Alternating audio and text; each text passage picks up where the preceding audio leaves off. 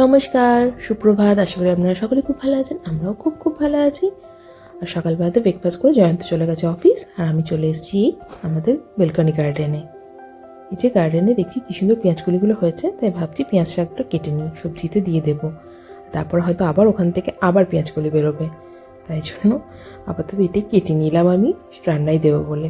আর দেখলেন আমাদের কাছে কি সুন্দর টমেটো এসছে, ছোট ছোট দুটো টমেটো এসছে। জানি না কতদিনে বড় হবে, 3-4 মাস অপেক্ষা করে আছি এই লঙ্কা গাছগুলো, টমেটো গাছগুলো কবে ফল আসবে পরে। তো ফাইনালি লঙ্কা গাছগুলি ফুল এসছে, আর টমেটো গাছটায় দুটো টমেটো ধরেছে। আর এই যে ভাবছি মানি প্ল্যান্ট গাছটা থেকে দু একটা কেটে চারা বানাতে দিয়ে দেবো জলের মধ্যে। আমাদের বাড়ি যাওয়ার প্ল্যানিং আছে, তো কিছুদিন যে থাকবো না, তারপরে এসে যে গাছগুলো কী অবস্থায় দেখবো তা তো জানি না। তাই ভাবছি যে অ্যাটলিস্ট মানি প্ল্যান্ট গাছটা জলে রেখে দিয়ে গেলে হয়তো বেঁচে যাবে, কারণ এগুলো তো জলেও হয় মাটিতেও হয়। তাই দু একটা ডাল কেটে জলে ঘরের মধ্যেই একটা টবে ভরে দিয়ে যাবো ভেবেছি। আর বাকি গাছগুলো জানি না আদৌ কোনো ব্যবস্থা করতে পারবো কিনা। যদি বৃষ্টি হয় বেলকনিটাতে জল পেলে তো ঠিক আছে। ইতিমধ্যে জয়ন্ত অফিস থেকে আমাকে ফোন করেছে যে আমাদের বাড়ি ফেরার টিকিটটা কাটবো। অ্যাকচুয়ালি আমরা বাড়ি যাচ্ছি কালী পুজোর জন্য ঠিক না, তার আগে ওর একটা কাজ আছে মুম্বাই, তো সেই কাজটা সেরে তারপর আমরা বাড়ি যাব, কিছুদিন থাকবো বাড়িতে। তো মোটামুটি 3-4 সপ্তাহ ছুটি নিয়েই যাচ্ছি। তো সেই হিসেবে প্ল্যান করে ওর টিকিটটাও অফিস থেকে কাটবে, আমারটাও ও তাই জন্য ফোন করে কেটে নিচ্ছে। তো আমরা যেভাবে এখানে টিকিট কেটে থাকি, গুগলে বিভিন্ন রকম অ্যাপ্লিকেশন আছে, যেমন sky scanner, Google cheap flights, এই সমস্ত অ্যাপ্লিকেশনে গিয়ে আপনি আমার ডেস্টিনেশন আর ডেট দিয়ে বিভিন্ন ফ্লাইটগুলো ট্র্যাক করতে পারেন, সেগুলোর প্রাইস কেমন বাড়ছে কমছে। অনেক সময় এমনও হয় যে লাস্ট মোমেন্টে আপনি কম প্রাইসেও ফ্লাইট পেয়ে যেতে পারেন। তবে বেশি লাস্ট মোমেন্ট অবধি ডিলে না করাই ভালো। মিনিমাম তো 3 মাস আগে কাটা খুবই উচিত, আর যদি খুবই ইমার্জেন্সি থাকে তো 1 মাস আগে অবধি আপনি মোটামুটি ঠিকঠাক রিজনেবল প্রাইসে পেয়ে যাবেন। তারপর থেকেই প্রাইস কিন্তু খুব বাড়তে থাকে। আর হ্যাঁ, খেয়াল রাখবেন যখন এভাবে চেক করতে থাকবেন তখন কিন্তু ইনকগনিটো মোডেই চেক করবেন, তা নাহলে বারবার চেক করতে থাকার ফলে সেই ফ্লাইটের প্রাইস কিন্তু হুট করে বেড়ে যেতে পারে। আমাদের এবার দেশে যাওয়ার প্ল্যানিংটা হঠাৎ করেই 1 মাস আগে হয়েছে, আর এটা ফেস্টিভ সিজন বলেই প্রত্যেকটা ফ্লাইটের দাম এতটাই হাই কি বলবো। মানে ধরুন ইটালিয়ান এয়ারলাইন্স, ইতিহাস, ভিস্তারা, এয়ার ইন্ডিয়া, যেগুলোতে আমরা সচরাচর আগেও গেছি বা যাওয়া আসা করি, মোটামুটি ধরুন পার হেড 700 ইউরোতেই হয়ে যায়। কিন্তু এখন সেই সব ফ্লাইটগুলোর প্রাইসই 1100-1200 ইউরো অব্দি পৌঁছে গেছে। তো সেই হিসাবে খুঁজতে গিয়ে দেখলাম যে একমাত্র এমিরেটসই 1000 ইউরোতে খুব কম টাইমে ভালো মতো সার্ভিস দিচ্ছে। তো যে কারণে আমরা ডিসাইড করলাম যে অন্যান্য টাইমে বাকি সব ফ্লাইটসের তুলনায় এমিরেটস হাই প্রাইস থাকে, কিন্তু এই সময় দেখতে গেলে অন্যান্য ফ্লাইটসের প্রাইস এমিরেটসকে ছাড়িয়ে গেছে। তাই আমরা ডিসাইড করলাম আমরা এবার এমিরেটসই কাটবো, যেটা দুবাই হয়ে আমাদের নিয়ে যাবে। টিকিট কাটার সময় লক্ষ্য রাখবেন আপনি পার্টিকুলার যেই এয়ারলাইন্সে ট্রাভেল করতে চান সেই এয়ারলাইন্সের অফিসিয়াল সাইট থেকেই টিকিটটা কাটবেন। যেমন আমরা এবার এমিরেটসে যাবো ভেবেছি, তাই এমিরেটসের অফিসিয়াল সাইট থেকে আমরা টিকিটটা কেটে নিয়েছি। সেক্ষেত্রে অনেক সুবিধা থাকে, যেমন ধরুন ফ্লাইট ডিলে হলো বা কোনো রিফান্ডের বা প্রবলেম এলে আপনি ডিরেক্ট সেটা কন্ট্যাক্ট করে ব্যবস্থা করতে পারবেন। আর মাঝে থার্ড পার্টি থাকলে কিন্তু এগুলো খুবই অসুবিধা হয়। তো আমার তো এমিরেটসে যাওয়ার খুবই ইচ্ছা ছিল, তো সেই স্বপ্ন প্রায় পূরণ হয়ে গেছে। টিকিট তো অ্যাটলিস্ট কেটে ফেলেছি, এবার বাকি ট্রাভেল এক্সপিরিয়েন্স পরে ব্লগে আমরা সেসব শেয়ার করব। আর হ্যাঁ, আর খুবই ইচ্ছা আছে ফেরার পথে দুবাই ট্রানজিট ভিসা নেব, একটু সময় পেলে দুবাইটা ঘুরে নেব। যদিও সেটা মাঝরাত্রি হয়ে যাবে, তাও আমরা চেষ্টা করব, ইচ্ছা আছে। আর সেটা আপনারা ইজিলি করতে পারেন, এমিরেটসকে ফোন করে ওনাদেরকে জানালে পার্টিকুলার ডেট টাইম বলে দিলে ওনারা আপনাদেরকে ট্রানজিট ভিসা দিয়ে দেবে। আর সেটা তখনই দেবেন যদি 8 ঘন্টার বেশি আপনার দুবাই লে ওভার থাকে। তো যাবার পথে আমরা যাচ্ছি ভেনিস থেকে মুম্বাই, আর ফেরার সময় কলকাতা থেকে ভেনিস। তো আমার একজনের জন্য যাওয়া আসা মিলে টিকিট প্রাইস পড়েছে 975 ইউরোর মতো, মানে ইন্ডিয়ান আয়নারে ধরে নিন 90,000 টাকা মতো। কিন্তু অন্যান্য সময় যখন আমরা 1 সপ্তাহ 2 সপ্তাহ আগেও টিকিট কাটি ইটালিয়ান এয়ারলাইন্স বা অন্যান্য এয়ারলাইন্সে, মোটামুটি ধরে নেন 750 ইউরোর মধ্যে হয়ে যায়, মানে ধরুন 70,000 থেকে 75,000 মধ্যেই হয়ে যায়। সেই হিসাবে এটা যেহেতু ফেস্টিভ সিজন, প্রায় 15-20 হাজার টাকা বেশি পড়লো। তবে একটা জিনিস সারপ্রাইজিংলি লক্ষ্য করলাম, এই যে কদিন ধরে স্কাই স্ক্যানারে আমরা খেয়াল রাখছিলাম টিকিটের প্রাইস, কখনো কিন্তু আমরা 1000 ইউরোর কমে দেখতেই পাইনি কোনো টিকিটের দাম। কিন্তু এখন যখন কাটতে গেলাম তখন দেখলাম 975 ইউরোতে আমাদের হয়ে গেল কাটা।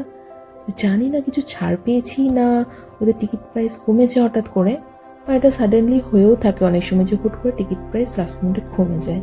তো যাই হোক, ওই জন্যই সবসময় বলি অফিসিয়াল সাইট থেকে সবসময় টিকিট কাটবে। সিট চুজ করারও অপশন থাকে, কিছু ফ্রি সিট থাকে। তো ফ্রি সিটের মধ্যে দেখছিলাম জানলার দিকে কিছু আছে কিনা, তাহলে নেব।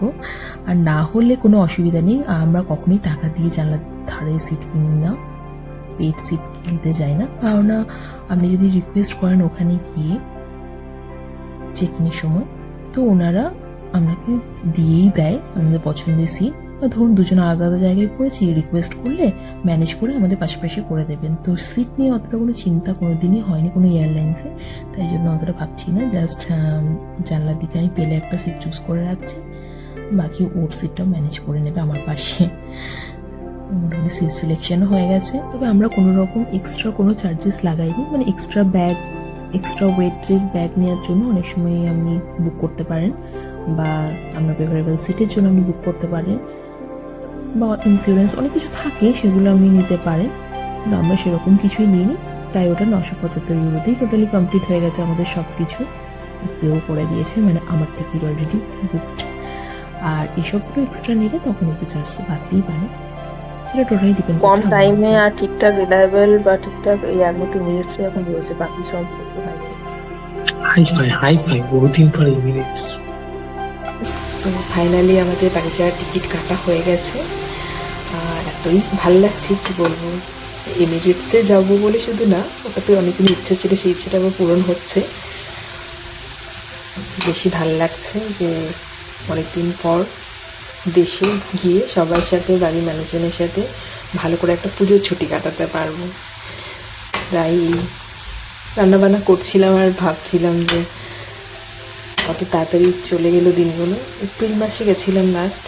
সত্যি কথা বলতে গেলে অনেকে তো বিদেশে থেকে 2 বছর 3 বছর একবার বাড়ি যায়, কিন্তু আমাদের এতটাই আমাদের বাড়ির উপর টান যায়, আমরা বছরে 2বার কি 3বার পারলে তাও যেতে রাজি আছি, যত খরচাই হোক। সেই ছুটিটা মেন ইম্পর্টেন্ট। তো সামহাও ওর অফিসিয়াল কাজ ছুটি সব একসাথে নিয়ে ম্যানেজ করে এবারে যাওয়ার ঠিক প্ল্যানিংটা হয়েছে। তো মোটামুটি আমরা কালী পুজোর সময় করে যাবো, ওর অফিসিয়াল কাজ শেষ করে কিছুদিন কালী পুজোর সময়টা বাড়িতে কাটাবো, মা বাবা শ্বশুরবাড়ি সবার মানুষজন সবার সাথে।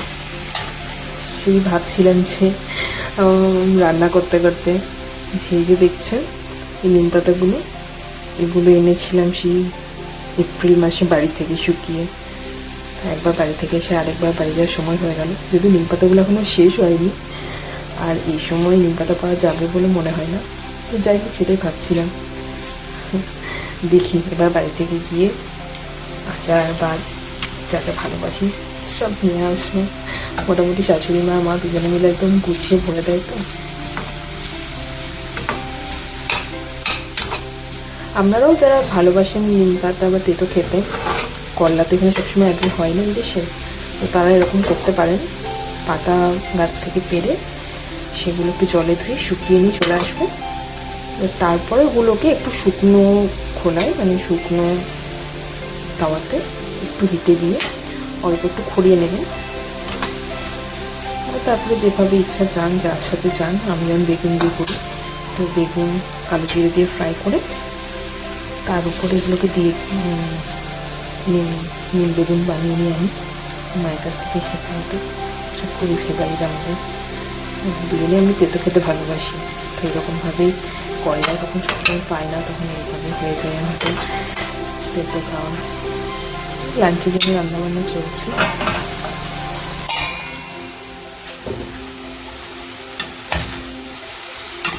নিরামিষ বাঁধাকপি, আলু পোস্ত, ডাল আছে অলরেডি। কিন্তু নিরামিষই মাঝে মধ্যে নিরামিষ খেতে ইচ্ছা করে, তখন নিরামিষই করি সব কিছু। বাড়ির মতো একটু মেনটেন করে হয় না যে শনিবার বা বৃহস্পতিবার, যদি মনে হয় বেশ কিছুদিন মাংস বিরিয়ানি সব খেয়ে যখন নিরামিষ খেতে ইচ্ছা করে তখন এরকমভাবে বানিয়ে নিই। তো আর হাতে গোনা মাত্র 19 দিন মতো, খুবই এক্সাইটেড। প্যাকিং ট্যাকিং শুরু করবো টুকটুক করে। আপনাদেরকেও শেয়ার করবো। তো চলুন আজকে ব্লগটা এখানেই রাখছি। এবার আমি রান্নাবান্না শেষ করে লাঞ্চ করে নেব। সকলে ভালো থাকবে। আবার দেখা হবে তাহলে পরের ব্লগে। ততক্ষণের জন্য বিদায়। সকলে ভালো থাকবেন।